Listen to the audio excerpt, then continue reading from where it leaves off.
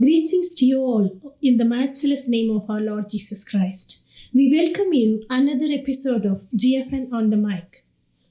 നിങ്ങൾ ഏവർക്കും ക്രിസ്തുയേശുവിൻ്റെ നിസ്തുല്യ നാമത്തിൽ ഞങ്ങളുടെ സ്നേഹവന്ദനം അറിയിക്കുന്നു. ഇന്ന് നമ്മളോടൊപ്പം ആയിരിക്കുന്നത് ഗോവയിൽ സുവിശേഷ ബന്ധത്തോടായിരിക്കുന്ന പാസ്റ്റർ മനു കെ ചാക്കോയാണ്. വളരെ സ്നേഹത്തോടെ പാസ്റ്ററിനെ ഞങ്ങൾ ഈ പോഡ്കാസ്റ്റിലേക്ക് വെൽക്കം ചെയ്യുന്നു. Thank you so much pastor. ഇത് ഞങ്ങൾക്ക് വലിയൊരു അനുഗ്രഹത്തിന് കാരണമായി തീരുമെന്നുള്ളതിൽ എനിക്ക് യാതൊരു സംശയവുമില്ല. Thank you once again. പാസ്റ്ററിൻ്റെ വിശ്വാസ ജീവിതത്തെക്കുറിച്ചൊക്കെ അറിയാനായിട്ട് വളരെ താല്പര്യമുണ്ട്. പാസ്റ്റർ ആദ്യമായിട്ട് എങ്ങനെയാണ് വിശ്വാസത്തിലേക്ക് വന്നത്? പാസ്റ്ററായിരുന്നോ അതോ മാതാപിതാക്കളായിരുന്നോ? എങ്ങനെയായിരുന്നു അത്? ശാലോം. ഏവർക്കും ക്രിസ്തുയേശുവിന്റെ നാമത്തിൽ സ്നേഹവന്ദനങ്ങൾ. ആൻറ്റി ചോദിച്ച ചോദ്യം എൻ്റെ മാതാപിതാക്കളിൽ നിന്ന് തുടങ്ങാൻ ആഗ്രഹിക്കുന്നു. ഒരു ഓർത്തഡോക്സ് പാരമ്പര്യത്തിൽ എൻ്റെ മാതാപിതാക്കൾ ആയിരുന്നു. കർത്താവിനെ കണ്ടുമുട്ടാൻ അവരുടെ ഇരു കുടുംബത്തിലും യാതൊരു സാഹചര്യങ്ങളും ഇല്ലാതിരുന്ന ഒരു കാലഘട്ടത്തിൽ 1985 എൻ്റെ പിതാവ് ചെയ്തിരുന്ന ഒരു വലിയ ബിസിനസ് തകർച്ചയിലേക്ക് പോകുവാനിടയായി. അങ്ങനെ ഒരു ദിവസം പിതാവ് വീട്ടിലേക്ക് മടങ്ങുന്ന വഴിയിൽ താനിങ്ങനെ തീരുമാനിച്ചു, എന്തായാലും എല്ലാം നഷ്ടമായി, അതുകൊണ്ട് ഭാര്യയും 2 കുഞ്ഞുങ്ങളെയും കൊന്നിട്ട് ആത്മഹത്യ ചെയ്യാം എന്നൊരു വലിയ താല്പര്യത്തോടെ കൊർത്തിയാട്, എൻ്റെ വീട് കൊർത്തിയാടാണ്, മാവേലിക്കര. അവിടെ ഒരു പാലമുണ്ട്. ആ പാലം ഇങ്ങനെ പാസ് ചെയ്യുന്ന സമയത്ത് അദ്ദേഹം ഒരു ശബ്ദം കേൾക്കുകയാണ്, ഞാൻ തന്നെ വഴിയും സത്യവും ജീവനുമാണ്. ഒരു പ്രാവശ്യം കേട്ടു, താൻ കേട്ടിട്ടുള്ള വചനമാണ്. രണ്ടാമതൊരിക്കൽ കൂടെ കേട്ടു. മൂന്നാമത് കേട്ടപ്പോൾ കൊല്ലണം എന്ന ആ ഒരു ശക്തി, ആ ഒരു ആഗ്രഹം തന്നിൽ നിന്ന് പോയി. വീട്ടിൽ വന്ന് പ്രാർത്ഥിച്ചു. തനിക്കറിയാവുന്ന ഒരിടത്ത് പ്രാർത്ഥനയ്ക്ക് കടന്നുപോയി. അങ്ങനെ തൻ്റെ ജീവിതത്തിൽ മാറ്റങ്ങൾ വന്നു. ദൈവത്തെ അറിയാനും ദൈവവചനം വായിക്കാനും രക്ഷയുടെ അനുഭവത്തിലേക്ക് വരാനും ഇടയായി. അതാണ് എൻ്റെ പിതാവിൻ്റെ രക്ഷയുടെ അനുഭവത്തിലേക്ക് വരുന്ന ഒരു അനുഭവം. അതിനുശേഷം എൻ്റെ മാതാവ് വളരെ എതിർപ്പായിരുന്നു. മമ്മിക്ക് ഇങ്ങനെയുള്ള പ്രാർത്ഥനകളോടോ ഒന്നും ഒരു താല്പര്യമില്ല. അങ്ങനെ അറിഞ്ഞിട്ടില്ല, അങ്ങനെ ഒരു കുടുംബത്തിൽ ആരും ഇല്ല. അങ്ങനെ ഇരുന്നപ്പോൾ എനിക്ക് 4 വയസ്സ് കഴിഞ്ഞു. 5 വയസ്സൊക്കെ ആകുന്ന ആ സമയത്ത് എനിക്ക് കണ്ടിന്യൂസ് ആയിട്ടൊരു തലവേദന, ഏതാണ്ട് 6 മാസം കണ്ടിന്യൂസ് ആയി നീണ്ടു നിൽക്കുന്ന ഒരു തലവേദന. ഡോക്ടേഴ്സിനെ കാണിച്ചു, അവർക്കും ഒന്നും അറിയുന്നില്ല. ഈ അസ്വസ്ഥതയിൽ നിന്ന് എങ്ങനെ ഒരു ആശ്വാസം കിട്ടും? മാതാവിന് എന്നോട് വളരെ സ്നേഹമായിരുന്നുകൊണ്ട് ഒത്തിരി കാര്യങ്ങൾ പലയിടത്തും ചെയ്തു നോക്കി, ഒന്നും ഒരു റിസൾട്ട് ഇല്ല. ആ സാഹചര്യത്തിൽ ഒരു ദിവസം പപ്പയോട് പ്രാർത്ഥനയ്ക്ക് പോകുന്നതിനോടൊക്കെ എതിർപ്പുണ്ട്, എങ്കിലും ഒരു ദിവസം മമ്മി എന്നെ കയ്യിൽ എടുത്തു വെച്ച്, പപ്പ ഇല്ലാത്തൊരു ദിവസം കയ്യിൽ എടുത്തു വെച്ച് മമ്മി ഇങ്ങനെ പ്രാർത്ഥിച്ചു, എൻ്റെ ഭർത്താവ് വിശ്വസിക്കുന്നത് ശരിയാണെങ്കിൽ, ഇത് സത്യമാണെങ്കിൽ, ആ പോകുന്ന മാർഗം ശരിയാണെങ്കിൽ, ദൈവമേ എൻ്റെ കുഞ്ഞിന് സൗഖ്യം തരണം, ഞാനും അത് കൂടുതൽ അറിയാൻ ആഗ്രഹിക്കുന്നു. അങ്ങനെ ഇരുന്നപ്പോൾ ഈ പെന്തക്കോസ്ത് വിശ്വാസത്തിലൊന്നും യാതൊരു അടിസ്ഥാനങ്ങളോ അല്ലെങ്കിൽ മറ്ററിവുകളോ ഇല്ലാതിരുന്ന മമ്മി അന്ന് കാണുന്നത് മമ്മിയുടെ കയ്യിലിരിക്കുന്ന എൻ്റെ ആ ശരീരത്തിൽ സ്വർഗത്തിൽ നിന്നൊരു മുകളിൽ നിന്നൊരു കരം ഇങ്ങനെ തൊടുന്നതായി മമ്മി അനുഭവിക്കുകയാണ്. എൻ്റെ തല മുതൽ പാദം വരെ ഒരു മുകളിൽ നിന്നൊരു കരം എന്നെ ഇങ്ങനെ സ്പർശിക്കുന്നു. ആ ഒരു ദർശനം മമ്മി കാണുകയാണ്. ലൈഫിൽ ആദ്യമായിട്ട് കാണുന്നൊരു അനുഭവമാണ്. ആ സമയം ഞാൻ ചാടി എഴുന്നേറ്റു. അന്ന് എനിക്ക് സൗഖ്യമുണ്ടായി. അതാണ് എൻ്റെ മമ്മി വിശ്വാസത്തിലേക്ക് വരാനുണ്ടായ ഒരു സാഹചര്യം. അങ്ങനെ എൻ്റെ മാതാപിതാക്കൾ കർത്താവിലേക്ക് വന്നു. എൻ്റെ 5 വയസ്സിന് ശേഷമാണ് ഞാൻ ഈ ഒരു അനുഭവത്തിൽ വരുന്നത്. അതിനു മുമ്പ് കറ്റാനം ഓർത്തഡോക്സ് പള്ളിയുടെ ഒരു വിശ്വാസി കുടുംബമായിരുന്നു ഞങ്ങൾ.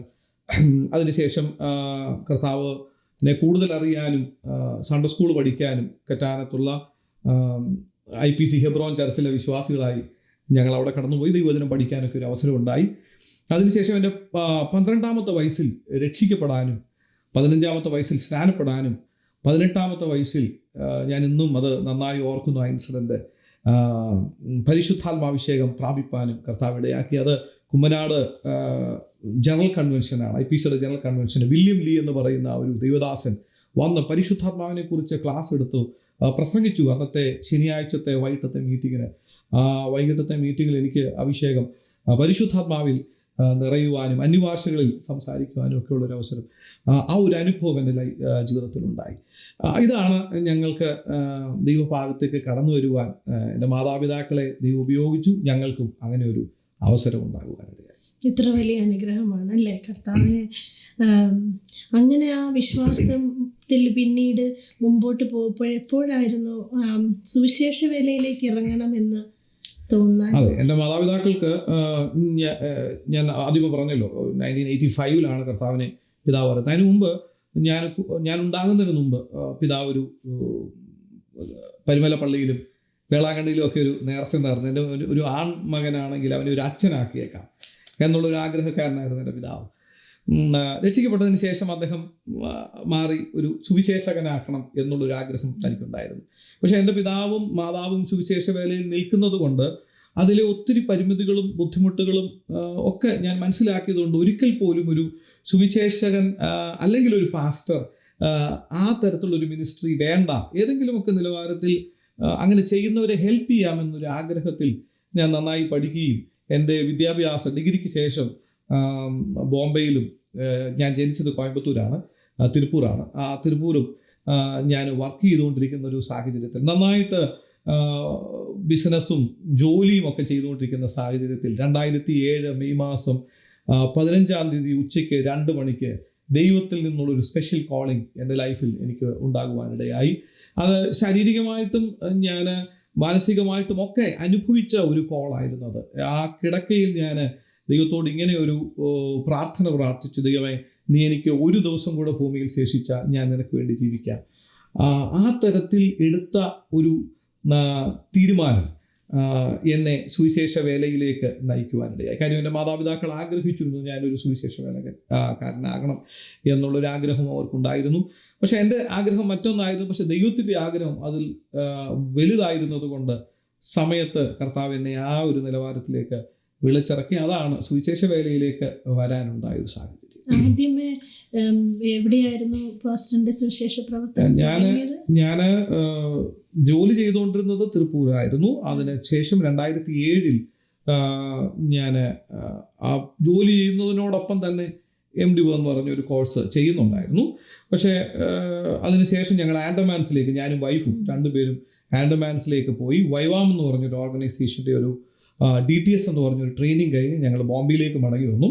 ബോംബെയിൽ OM എന്ന് പറയുന്നൊരു ഓർഗനൈസേഷനോടൊപ്പം ചില മാസങ്ങൾ ഞങ്ങൾ രണ്ടുപേരും വർക്ക് ചെയ്തു. അതിനുശേഷം ഒരു പ്രത്യേക സാഹചര്യത്തിൽ 2009 കർത്താവ് ഞങ്ങളെ ഗോവയിലേക്ക് കർത്താവിൻ്റെ വേലയ്ക്ക് വേണ്ടിയിട്ട് അയക്കുവാനിടയായി. ഇപ്പോൾ ഞങ്ങൾ 15 വർഷമായി, 2010 മുതൽ ഇപ്പോഴും ഞങ്ങൾ കർത്താവിൻ്റെ വേല ഗോവയിൽ ചെയ്തുകൊണ്ടിരിക്കും. അവിടുത്തെ പ്രവർത്തനങ്ങളൊക്കെ എങ്ങനെയാണ്? ഗോവയിലെ പ്രവർത്തനങ്ങൾ ഞാൻ പറഞ്ഞല്ലോ 2010 അവിടെ ചെന്നു. ഞങ്ങൾ church of God in India central west region എന്ന് പറയുന്നൊരു ഓർഗനൈസേഷൻ്റെ നേതൃത്വത്തിൽ ഞങ്ങളെ ഗോവ സ്റ്റേറ്റിലേക്ക് വിടുവാനിടയായി. അവിടെ ചെന്നപ്പോൾ ഞാനും വൈഫും മാത്രം ഉണ്ടായിരുന്നൊരു സാഹചര്യമായിരുന്നു. വളരെ ബുദ്ധിമുട്ട് അനുഭവിക്കുന്ന പല സാഹചര്യങ്ങൾ, ഒരു തന്നെ നിൽക്കുക എന്ന് പറയുമ്പോൾ ഒരു വലിയ ബുദ്ധിമുട്ടാണ്. അവിടെ അന്ന് വിശ്വാസികളുടെ കൂട്ടമൊന്നുമില്ല. വിശ്വാസികളുടെ ഞങ്ങൾ അവിടെ ചെല്ലുമ്പോൾ ചർച്ച് ഓഫ് ഗോഡ് സംഘടനയുടെ പ്രവർത്തനങ്ങളൊന്നുമില്ല. ഞങ്ങളൊരു പൈനിയറിംഗ് വർക്കായിട്ടാണ് 2010 ഞങ്ങൾ അവിടെ ചെല്ലുന്നത്. 2010 അവിടെ ചെന്നു. ചെറിയ രീതിയിൽ ഒരു വീടെടുത്ത് ഞങ്ങൾ പ്രവർത്തനങ്ങൾ തുടങ്ങി. രസകരമായ മറ്റൊരു അനുഭവം അതിൻ്റെ അകത്തിൽ, അവിടെ ഒരു പരിചയക്കാരൻ, സാബു എന്ന് പറയുന്ന ഒരു പരിചയക്കാരനാണ്. അദ്ദേഹത്തിൻ്റെ ഒരു കോണ്ടാക്റ്റ് എനിക്കുള്ളൂ. ഈ സാബു എന്ന് പറയുന്ന ആ വ്യക്തിയെ ഞാൻ ചെന്ന ദിവസം മുതൽ വിളിക്കുന്നുണ്ട്. അദ്ദേഹം വരാം, കാണാം, ഒരേ ഒരു പരിചയക്കാരനതാണ്. പക്ഷേ അദ്ദേഹത്തെ കിട്ടിയില്ല. ഞങ്ങൾ നാളുകൾ കഴിഞ്ഞു. 1 മാസത്തിന് ശേഷം അദ്ദേഹം വന്നിട്ട് അദ്ദേഹം ഇങ്ങനെ പറഞ്ഞു, പാസ്റ്ററെ ഞാൻ നാളെ ഇവിടെ നിന്ന് ബോംബെക്ക് പോവുകയാണ്. കൂടെ ഉണ്ടായിരുന്ന ഒരു പ്രതീക്ഷ സാവുമായിരുന്നു, അദ്ദേഹവും നഷ്ടപ്പെട്ടു. പിന്നെ എൻ്റെ ഒരു കസിൻ ഒരു സിസ്റ്റർ ആണ് എനിക്കവിടെ വീടെടുക്കുന്നതിനും ഒക്കെ കാര്യങ്ങൾ സഹായിച്ചതും കാര്യങ്ങൾ ചെയ്തതും. ദൈവം അവരെ അവിടെ ഒരുക്കി കാര്യങ്ങൾ, അവിടെ ദൈവം പ്രവർത്തനത്തിൻ്റെ ഒരു തുടക്കം കുറിക്കുവാൻ കർത്താവിടയാക്കി. ഗോവയിലെ പ്രവർത്തനങ്ങൾ പറയുകയാണെന്നുണ്ടെങ്കിൽ ഇന്ത്യയിലെ ഏറ്റവും ചെറിയ സംസ്ഥാനമാണ് ഗോവ.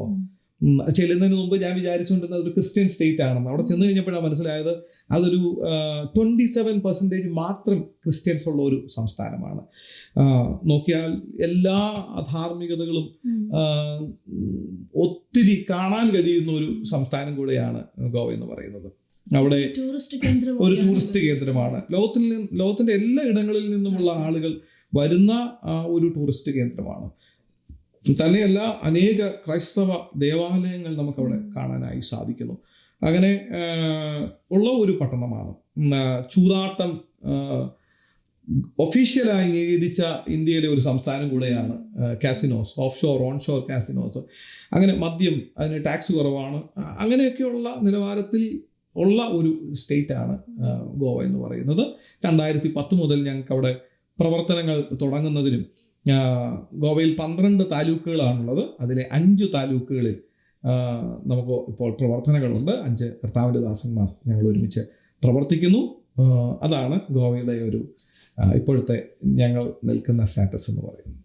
ഇപ്പോഴും ഏറ്റവും കൂടുതൽ ചലഞ്ചസ് ആയിട്ട് ഏറ്റവും പ്രതിസന്ധികൾ എന്തൊക്കെയാണ് നിങ്ങൾ നേരിടുന്നത്? അവിടുത്തെ ഏറ്റവും വലിയ ചലഞ്ച് ഞാൻ അനുഭവിച്ചത് സ്പിരിച്വൽ വാർഫെയർ ആണ്. സ്പിരിച്വൽ വാർഫെയർ, ഞാൻ മുമ്പേ പറഞ്ഞതുപോലെ എല്ലാ ധാർമ്മികതകളും നിറഞ്ഞു നിൽക്കുന്ന ഒരു പട്ടണമാണ്. അപ്പോൾ അതിൻ്റെ ഒരു സ്പിരിച്വൽ വാർഫെയർ ആണ് ഏറ്റവും പ്രധാനമായി. പല ദൈവദാസന്മാർ അവിടെ കടന്നു വരുന്നു, അധ്വാനിക്കുന്നു. അവരെ ഒന്നും അവിടെ സ്റ്റേബിളായിട്ട് നിൽക്കാൻ കഴിയാത്തവണ്ണം ഉള്ള പല ചലഞ്ചസ് അവരുടെ മിനിസ്ട്രിയിൽ ഉണ്ടാകുന്നതായിട്ട് കാണുന്നുണ്ട്. ഏറ്റവും പ്രധാനപ്പെട്ട ഒരു ഇതെന്ന് പറയുന്നത് സ്പിരിച്വൽ വാർഫെയർ ആണ്. ബാക്കി എല്ലാ സംസ്ഥാനങ്ങളിലും ഉള്ളതുപോലെ മറ്റ് എതിർപ്പുകളും ഒക്കെ ഇപ്പോൾ വർദ്ധിച്ചു വരുന്നുണ്ട്. നോർത്ത് ഇന്ത്യൻ സംസ്ഥാനങ്ങളെ പോലെ അത്ര വലിയതായിട്ടില്ല, എങ്കിലും ബുദ്ധിമുട്ടുകളുണ്ട്. ഏറ്റവും വലുത് സ്പിരിച്വൽ വാർഫെയർ ആണ്. അതുകൊണ്ട് എന്നെ കേൾക്കുന്നവരോട് ഒരു പ്രാർത്ഥന അപേക്ഷ, നിങ്ങൾ ഗോവ സ്റ്റേറ്റിന് വേണ്ടി പ്രാർത്ഥിക്കുക. വലിയൊരു റിവൈവൽ ആ പട്ടണത്തിൽ ഉണ്ടാകട്ടെ. കാര്യം കൊങ്കൺ ഏരിയയിൽ മിഷനറിമാർ വന്ന് അവിടെ നടന്ന് അനേക സുവിശേഷീകരണത്തിൻ്റെ അനേക പ്രവർത്തനങ്ങൾ ചെയ്യുകയും ദൈവവചനത്തിൻ്റെ വിത്തുകൾ പാകുകയും ചെയ്ത ആ പ്രദേശങ്ങളിൽ ഇപ്പോൾ ആലങ്കാരികമായി പല സഭകൾ, ചർച്ചുകൾ, ബിൽഡിങ്ങുകളുണ്ട്. യഥാർത്ഥ ഒരു സുവിശേഷീകരണം അവിടെ നടക്കേണ്ടുന്നതിനായി കേൾവിക്കാർ പ്രാർത്ഥിക്കുക. തീർച്ചയായിട്ടും. അപ്പോൾ ഇങ്ങനെ സുവിശേഷീകരണം നടത്തി പല ചലഞ്ചസും ഒക്കെ പ്രതിസന്ധികളും നേരിട്ട പാസ്റ്റർക്ക് നമ്മുടെ ഓരോ വ്യക്തികളും, നമ്മളൊരു കർത്താവിനെ ഫോളോ ചെയ്യുന്ന, കർത്താവിൽ വിശ്വസിക്കുന്ന ഓരോ വ്യക്തിക്കും അതിനൊരു ദൗത്യമുണ്ട് അല്ലേ? അത് എപ്രകാരമാണെന്നൊന്ന് വിശദീകരിക്കാമോ?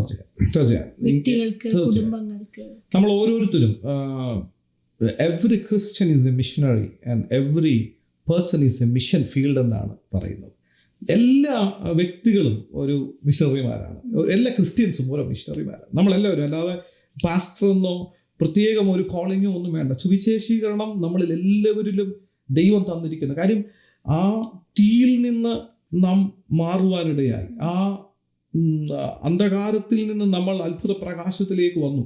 അങ്ങനെയാണെങ്കിൽ നമ്മുടെ ഓരോരുത്തരുടെയും ദൗത്യമാണ് ആ അന്ധകാരത്തിൽ കിടക്കുന്ന, ഇരുളിൽ കിടക്കുന്ന ഒരാളെയും കൂടെ രക്ഷിക്കുക, അല്ലെങ്കിൽ അവരോട് ഈ രക്ഷാമാർഗത്തെക്കുറിച്ച് പറയുക എന്നുള്ളൊരു ദൗത്യം നമ്മളിൽ ഓരോരുത്തർക്കും ഉണ്ട്. അത് വലിയൊരു ദൗത്യമായി നമ്മളിലുണ്ട് എന്നുള്ള കാര്യം നാം മറന്നു പോകരുത്. നമ്മുടെ ഓരോ കുടുംബങ്ങളിലുമുണ്ട്, ഓരോ വ്യക്തികളിലുമുണ്ട്. ഓരോ വ്യക്തികൾക്കും ആ ദൗത്യമുണ്ട്. പ്രത്യേകിച്ച് കുടുംബങ്ങൾ വരുമ്പോൾ ഞാൻ എപ്പോഴും പറയാറുള്ള കാര്യം, ദൈവം ഭൂമിയിൽ സ്ഥാപിച്ചതിൻ്റെ പ്രധാന 3 ഉദ്ദേശങ്ങളുണ്ട്. ഒന്ന്, ഗീവ് ഗ്ലോറി ടു ഗോഡ്, ദൈവത്തിന് മഹത്വം കൊടുക്കുക ആ കുടുംബത്തിലൂടെ. 2, ആ കുടുംബത്തിലൂടെ ഒരു ആത്മീക ജനറേഷനെ വളർത്തിയെടുക്കുക.